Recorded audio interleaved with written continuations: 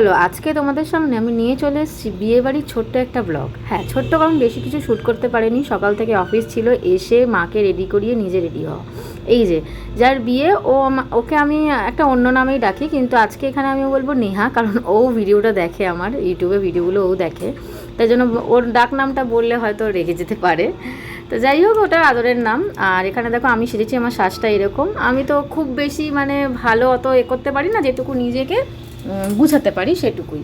আর এখানে প্রচুর লোক এসছে, এটাও শ্বশুরবাড়ির থেকেও লোক এসছে তত্ত্ব নিয়ে। আর ওইদিকে বাবা চা পকোড়া খাচ্ছিল।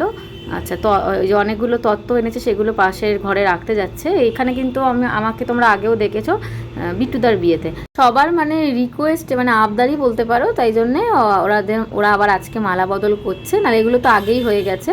তো দেখতে ওকে খুবই সুন্দর লাগছিল, ভালো করে সাজিয়েছে আর ভালো লাগছিলো দেখতে, তো সেগুলোই দেখছিলাম।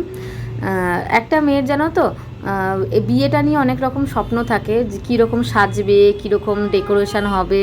তো আশা করছি এটা ওরও ব্যতিক্রম নয়, তো সবই ওরও হয়তো মনের মতন হয়েছে, কারণ সবই ভালো লাগছিল দেখতে। আর আমিও দেখছিলাম। আর এখানে ক্যামেরা মানে ফটোগ্রাফার এসেছিলো, ক্যামেরাম্যান, তো সেই অনুযায়ী ওদের কমেন্টই বলছে আর কি। তো সেই অনুযায়ী ওরা সেগুলো করছে। আমিও দেখছি, এখানে অনেকজন উপস্থিত ছিল, সবাই দেখছে। আবার কিছু জন আছে কি গল্প করছে, খাচ্ছে দাচ্ছে। বিয়ে বাড়িতে যা হয় আনন্দ, গল্প, আড্ডা, সেটা। আর এখানে সিঁদুরদান হচ্ছে, বললাম না, সবার আবদারে। মানে ওর দিদি বোন যারা আছে বা পিসিরা, সবার আবদারে কিন্তু এটা হচ্ছে। আর ভালোই লাগছিল দেখতে, আমার তো খুব আনন্দ লাগছিল। আচ্ছা, সবাই শুরু থেকে দেখা, আমি শেষ থেকে দেখাচ্ছি কী কী খাওয়া ছিল।